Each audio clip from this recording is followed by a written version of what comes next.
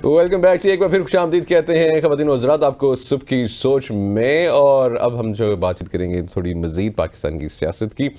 Chairman Pakistan Peoples Party Bilawal Bhutto Zardari ने जोर दिया है कि आज उनके मुखालिफ के साथ जो हो रहा है कल उनके साथ भी यही होगा। बिल्कुल जी। बिलावल भुट्टो जरदारी खिताब करते हुए उन्होंने ये कहा कि हमने पहले दिन से सिलेक्टेड राज को पूरी दुनिया के सामने बेनकाब किया। नवाज शरीफ अमीरुल मोमिनीन बनना चाहते थे, हमने उन्हें भी नाकाम बनाया। उन्होंने कहा कि मुल्क के खराब हालात का किसी को कोई एहसास नहीं है और दहशतगर्द एक बार फिर से सर उठा रहे हैं। दूसरी जानिब एमक्यूएम पाकिस्तान के जो सीनियर डेप्यूटी कन्वीनर मुस्तफ़ा कमाल, उनका ये कहना है कि बिलावल अब पंजाब में लाहौर को कराची बनाने का दावा नहीं कर सकते।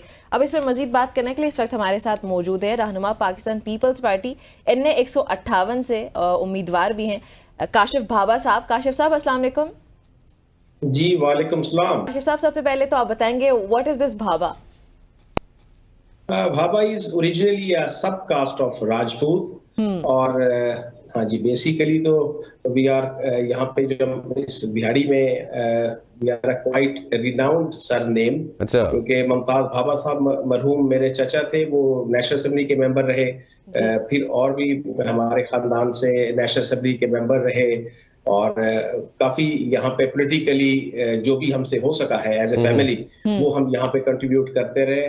और we have started our political struggle from Pakistan Peoples party.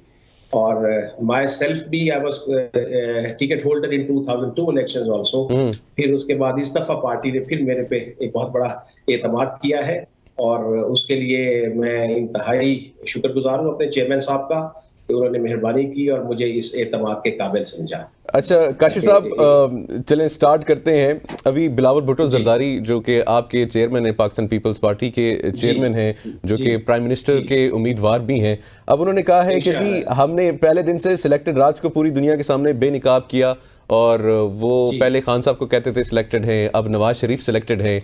लेकिन क्या ही खूबसूरत होता कि अगर वो इसमें ये भी ऐड करते थे कि PDM भी सिलेक्टेड थी और 16 माह की जो गवर्नमेंट है वो भी सिलेक्टेड ही थी, नहीं उसमें जिसमें पाकिस्तान पीपल्स पार्टी भी शामिल थी।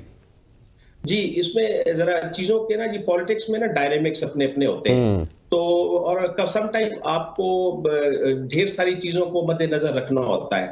कभी आपने हर वक्त आप उसमें एक तरह से नहीं चीजों को परख सकते। जो गिवन सर्कमस्टांसेस थे, जिन चैलेंजेस का उस वक्त हमारी लीडरशिप को सामना था, वो जिसमें मैं basically this is my personal view कि एक जो हम जिस चीज का जो सबसे बड़ा में चैलेंज ये आ रहा था कि जो बिहेवियर बन रहा था, जो पॉलिटिकल जो यहाँ पे वर्कर्स हैं या पॉलिटिकल लीडरशिप है या पॉलिटिकल कम्युनिटी, आप टू बी मोर एग्जैक्ट कह सकते हैं, तो वहां पे इमेच्योरिटी हमें ज्यादा नजर आ रही थी कि चीजों को बड़ा लाइटली देखा जा रहा है, लाइटली हैंडल किया जा रहा है, जबकि खित्ते में ढेर सारी चीजें जो ओवरलुक हो रही थी। और हम वो तो चले ठीक है, वो तो चले हम एक्सेप्ट करते हैं जी कि PTI बहुत ही इमेच्योर थी और जी उसको निकालना बहुत ही अशद जरूरत थी, वो तो चलें ठीक है जी, हो गया, वो जेल में बैठे हुए हैं। PDM गवर्नमेंट जो थी, जो उसकी फॉर्मेशन थी, क्या वो सिलेक्टेड नहीं थे? नहीं, मेरा नहीं ख्याल के देखे ना वो आए कैसे, वो वहां पे आए कैसे। सबसे बड़ा तो ये है कि जो इलेक्शंस थे 2018 में, उसका तो जो ट्रेंड था वो तो कुछ और था ना। तो जो लोग PDM की नुमाइंदगी जो एक तो मैं वाज़ेह करता जाऊं, हम PDM में नहीं थे। We were against that PTI। Sir Bilawal Bhutto Zardari PDM का फॉरेन मिनिस्टर था, आप लोगों की काफी मिनिस्ट्रीज थी आप लोगों के पास, वो ऐसी थी। देखें काबीना का हिस्सा होना और एक जो PDM जिस तरह है उसके अंदर, अब आप मेरा ख्याल है आपको सारा इस चीज का तो पता है। काबीना में हम जरूर थे और काबीना में रह के हमने अपनी जो इनपुट दी, जो हमने काबीना में थे लेकिन गवर्नमेंट में नहीं थे। नहीं, देखिए काबीना का जो मेंबर होता है वो एक तरह से होता है, बट आप देख लें कि हमने तो जो अपने हिस्से का अपने जिम्मे जो चीज ली, तो उसके लिए तो हमने अपना काम किया। जो भी फंड उसकी पॉलिसी के हवाले से है वो तो चेयरमैन साहब करते रहे ना जी। तो हाँ, हम जरा सा इसमें हम ये कह सकते हैं कि हम गवर्नमेंट में एज ए कैबिनेट मेंबर जरूर थे। बट जिस तरह पीडीएम को आप समझ रहे हैं, बाकी के उसमें जो दूसरी दीगर जमातें नुमाइंदगी कर रही थी पीडीएम की, हमारी नुमाइंदगी वैसे नहीं थी। अच्छा, चलिए, तो ये बड़ा इंटरेस्टिंग पॉइंट है। हमारी ओनरशिप में जरा हमें यहाँ पे आप ये बड़ा इंटरेस्टिंग पॉइंट है, क्योंकि आप कह रहे हैं हम गवर्नमेंट में नहीं थे, हम पीडीएम का हिस्सा नहीं थे, फॉरेन मिनिस्टर्स थे, उन्होंने पूरे वर्ल्ड टूर किए, पाकिस्तान की आवाम जो है उसके अलावा भी बहुत रोटी नहीं मिल रही थी, ये वर्ल्ड टूर कर रहे थे। जब आप कैबिनेट का हिस्सा हो तो फिर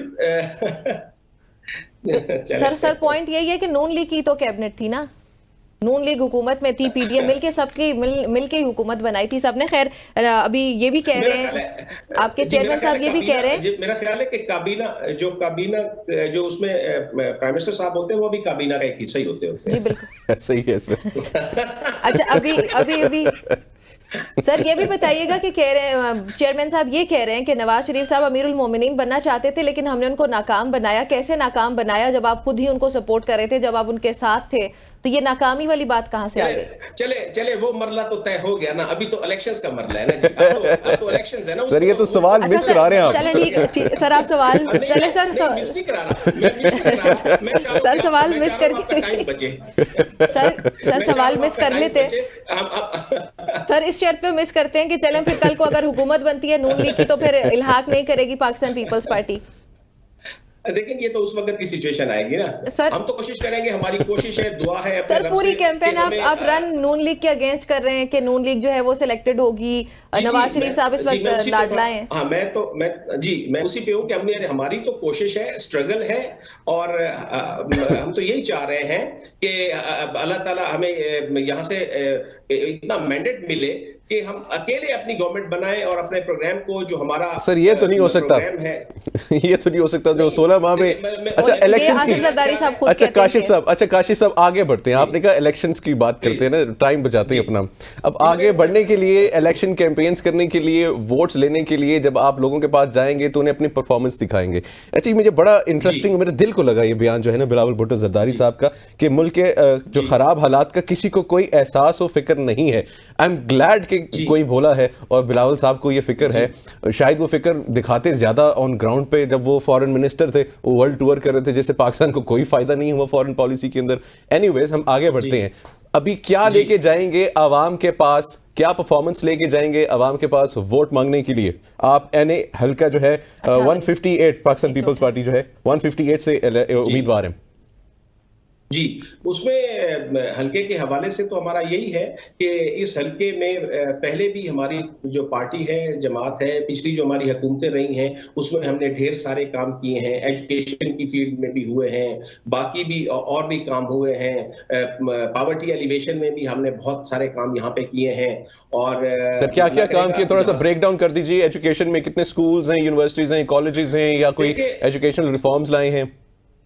देखें, यहाँ पे जो डिग्री कॉलेज बना था पहले, वो भी 70s की एरे में था।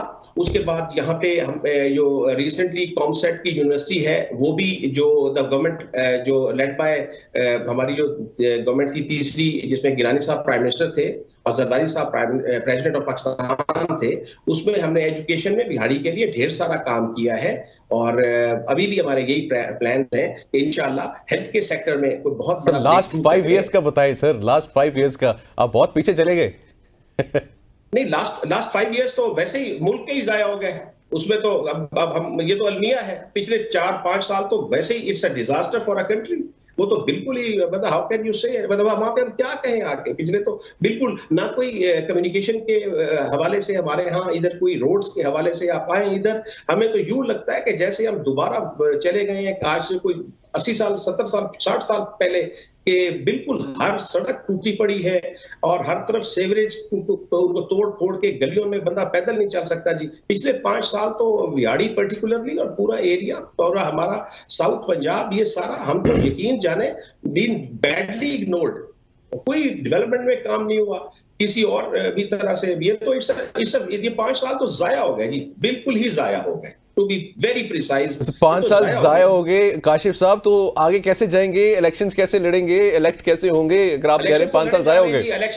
इलेक्शंस तो लड़े जा रहे हैं जी, बिल्कुल इसी चीज पे लड़े जा रहे हैं। जब हम अपना कंपैरिजन देते हैं सिंध की गवर्नमेंट का, लोग बहुत अवेयर हैं, सोशल मीडिया का दौर है सारा, और सब लोग एक देख रहे हैं एक दूसरे को, यहाँ से बैठ के लोग हजारों मीलों पे देख रहे हैं। जो हेल्थ में सिंध में काम हुआ है, जो वहां पे बाकी जो हमने वहां पे काम किए हैं, रोड्स आप इंटीरियर सिंध में जाएं, जो थर में काम हुआ है, पीपल आर एक्नॉलेजिंग दैट, और उसी को हम एक अपना रोल मॉडल बना के चल रहे हैं। मैं तो जहां भी जाता हूँ, जिस भी कॉर्नर मीटिंग पे जाता हूँ, जिन भी दोस्तों में बैठता हूँ, मैं कहता हूँ यार आप कंपैरिजन कर लो, आप कंपैरिजन कर लो। और मैं हमेशा कहता हूं कि यार आप एक कंपैरिजन और भी जरूर करो पॉलिटिकल पार्टीज में, ये कंपैरिजन करो कि आपके बच्चों के लिए किसने काम किया है अगले अगले 20-30 साल सर, के वो लिए। कहते हो सर, यकीनन वो कहते होंगे किसी ने कोई काम नहीं किया।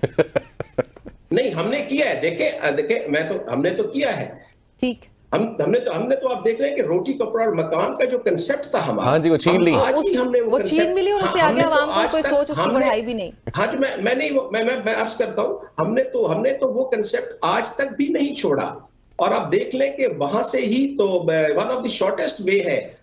अच्छा काशिफ साहब, आप बड़े एक काशिफ साहब, आप अपनी पर्सनल व्यूज भी रखते हैं, पॉलिटिक्स में भी हैं, क्या आप मेरी इस स्टेटमेंट से एग्री करेंगे? पिछली जो 16 माह की पीडीएम की गवर्नमेंट थी और जो आप लोगों का नारा है जो जी रोटी कपड़ा और मकान, वो आवाम से छिन गया सर 16 माह में।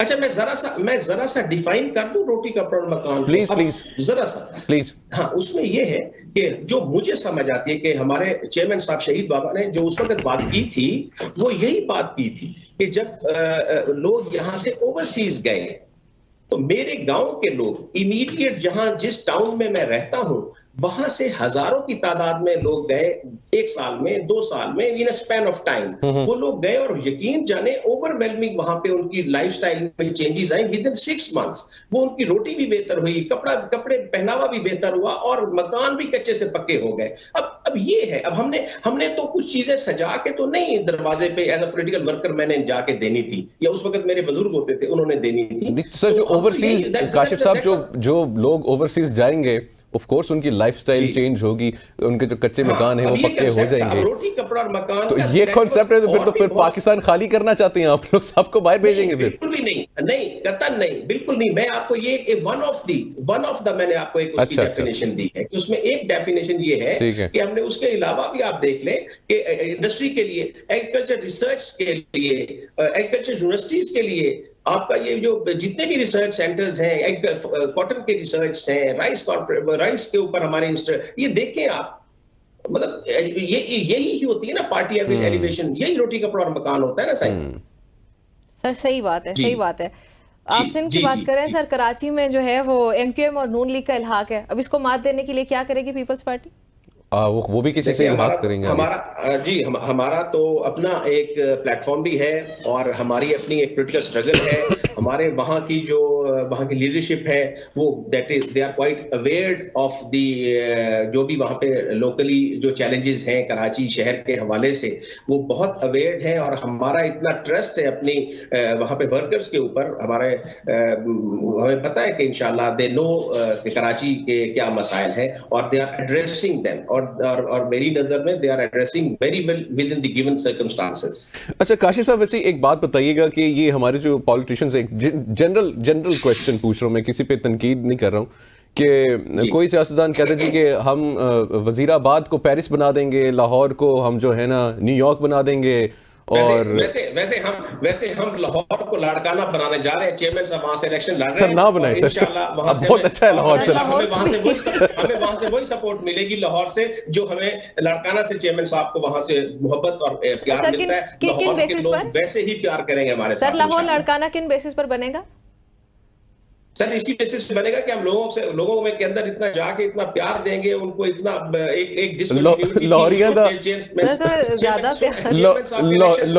मेरे ख्याल से लाहौर काशिफ तुसी लाहौर जाके लॉरिया ना कपड़ा रोटी ते मकान ले लेना है। चेयरमैन साहब के इलेक्शन लड़ने से, वहां पे चेयरमैन साहब के इलेक्शन लड़ने से आप देखें कि हमें कितना जो है ना प्यार है, और कितना हम लोगों के और मजीद फर्दर और ज्यादा उनके करीब जाके। सर आप तो वर्कर हैं, आपको तो प्यार होगा अपने चेयरमैन से, और जज्बात को हम समझेंगे। सर अवाम में जो आम राय पाई जाती है वो पाकिस्तान तहरीक इंसाफ का वोट बैंक सबसे ज्यादा है। पंजाब की अगर बात कर लें तो पंजाब में भी, तो फिर एक तो तहरीक इंसाफ का जो वोट बैंक है ना, मैं तो समझता हूं कि ये कभी था ही नहीं, इस तरह से नहीं था जैसे इसको पोर्ट्रे किया जा रहा था। ये ज्यादा इनका एक सोशल मीडिया के हवाले से हाइप था, और इंशाल्लाह ये सोशल मीडिया पे हाइप, चलें फर्ज कर लेते हैं सोशल मीडिया पे हाइप थी सर, तो आपकी क्यों नहीं बनी कभी हाइप? और ये पाश जो हुआ है, इन्होंने खुद पाश किया है, ये अपने दुश्मन खुद है, हमें कुछ करना ही नहीं पड़ा, हमने कुछ किया ही नहीं, उन्होंने अपना जो भी करना था अपने साथ खुद कर लिया। ये बात तो मैं आपकी लास्ट वाली स्टेटमेंट से एग्री करूंगा कि उनको दुश्मनों की जरूरत नहीं पड़ी, उनकी पार्टी के अंदर ही इतने दुश्मन मौजूद थे। लेकिन इस दूसरा पहला पॉइंट है ना, उससे मैं डिसएग्री करना चाहूंगा। हमारे पास सर्वेज मौजूद हैं और इंडिपेंडेंट सर्वेज हैं। अभी जैसे मेरे ख्याल से कल या परसों गूगल ने भी इलेक्शन सर्वे जो है एक रिलीज किया है, जिस पे पॉपुलैरिटी लेवल में ख्याल से 71% या 70% पाकिस्तान तहरीक इंसाफ की थी। अच्छा, मैं आपको ना एक मैं अपना जाती मोस्ट सर्च्ड पॉलिटिकल पार्टी थी मेरे ख्याल से। यस, हाँ, मैं आपको एक अपना वेरी पर्सनल मैं आपको एक एनालिसिस, मेरा एक अपना एनालिसिस है। मेरा एनालिसिस ये होता है कि हमारे जो वोटर्स हैं ना, वो उसमें कोई डिफरेंशिएशन नहीं है कि वो रूरल एरिया से हैं या अर्बन एरिया से हैं। यकीन जाने इनमें से 50% of the voters from the masses जो बिल्कुल गांव के लेवल पे या छोटे मोहल्लों के लेवल पे, वो बड़े शहरों के अंदर भी तो छोटे मोहल्ले हैं ना, छोटी आबादियां हैं ना, जो जरा सी शहर के सबर्ब्स में होती हैं, वहां पे बिलीव करें कि ये लोग इलेक्शन वाली रात फैसला करते हैं कि सुबह वोट किसको डालना है। तो मैं इन सर्वेस के ऊपर कोई बहुत ज्यादा ध्यान देता है। सर अगर वो पीपल्स पार्टी की फेवर में हो तो सर गैलप के सर्वे पे भी नहीं। पीपल्स पार्टी तो है ही मासेस की पार्टी। हम तो कभी इनको ये देरेदार और ये फलां जी और ये बिरादरी इज्म जी, ये ग्रुप्स जी, हम तो हमारा बिलीव ही नहीं, हम तो मासेस के लोग हैं। तो हमें तो अपने इलेक्शन से कोई महीने कई दिन पहले हमारे चेयरमैन साहब अभी भी इतने सर आपके चेयरमैन साहब ने ही जो है वो कुछ हमदर्दी का इजहार किया तहरीक इंसाफ के साथ, क्योंकि उनसे जो है बल्ले का निशान छिन गया, पूरी पार्टी जो है आप कह सकते हैं कि वो हिल कर रह चुकी है। वो बिल्कुल ठीक है, वो बिल्कुल ठीक है। सर सवाल मुकम्मल होने दीजिएगा, सर सवाल मुकम्मल होने दीजिएगा। तो उनसे जो हमदर्दी का इजहार किया गया है, तो हम ये एक्सपेक्ट कर सकते हैं कि फिर पीपल्स पार्टी जो आजाद उम्मीदवार हैं तहरीक इंसाफ के, उनके साथ कोई अलायंस करेंगे पोस्ट इलेक्शन? देखिए, अब वो तो उस वक्त के हालात बताएंगे। मुझे जरा भी इसके ऊपर कोई शक नहीं है। मुझे लग रहा है कि हम बड़ा कंफर्टेबली अपने चेयरमैन साहब को प्राइम मिनिस्टर बनवा जाएंगे इंशाल्लाह। मतलब ये समझा जा सकता है जिसको आज Pakistan Peoples Party once again चोर कह रही है, वो पोस्ट इलेक्शन दोस्त भी हो जाएगा फिर। देखें, पकड़े गए। इलेक्शंस के रिजल्ट आने दें, अब आप और मैं हम फिर जरूर इकट्ठे होंगे इंशाल्लाह। अरे जरूर इकट्ठे होंगे, और आप लोग हमेशा से ही इकट्ठे थे, सिर्फ अवाम को बताते हैं कि हम लोग साथ नहीं है, लेकिन आप लोग जो है ना, आप लोगों की बड़ी अच्छी बड़ी पक्की यारी है। मैं आपके साथ इकट्ठे बैठ के बात करने की बात कर रहा हूँ। अच्छा सर, वो कंफ्यूज हो जाती है, वो कंफ्यूज हो जाती है। नहीं सर, नहीं, मैं चाह रहा हूँ कि इलेक्शंस के बाद जब रिजल्ट सामने पड़े, वहां पर मैं और एक अच्छी सी गपशप इंशाल्लाह बड़ा मजा आ रहा है। सर आप तो कह रहे हैं कि आप कामयाब हो जाएंगे चेयरमैन साहब को जो है वजीर आजम बनाने पे, लेकिन आसिफ अली जरदारी साहब को इस पर थोड़ा डाउट था। उन्होंने कहा कि कोई भी ऐसी जमात नहीं है पाकिस्तान में इस वक्त जो 2/3 मेजोरिटी के साथ आए और अपना वजीर आजम बना ले, तो कोई ना कोई इल्हाक जरूर करना पड़ेगा। तो हम आपकी जो बातें उनसे सर सवाल मुकम्मल होने दीजिएगा, इससे ये कंक्लूड कर लेते हैं फिर कि सिचुएशन पर डिपेंड करेगा, जो भी पीपल्स पार्टी को सिचुएशन दी जाएगी, अगर तहरीक इंसाफ की तरफ जाना हुआ तो उधर जाएंगे और नून लीग की जानिब जाना हुआ तो उधर चले जाएंगे। जी, मेरा ख्याल है 2 हिस्से हैं आपके सवाल के। एक हिस्सा जो आपका प्रेसिडेंट जरदारी साहब के हवाले से है, वो बिल्कुल किसी पैराए में, किसी उसके बैकग्राउंड में उन्होंने ये बात की है।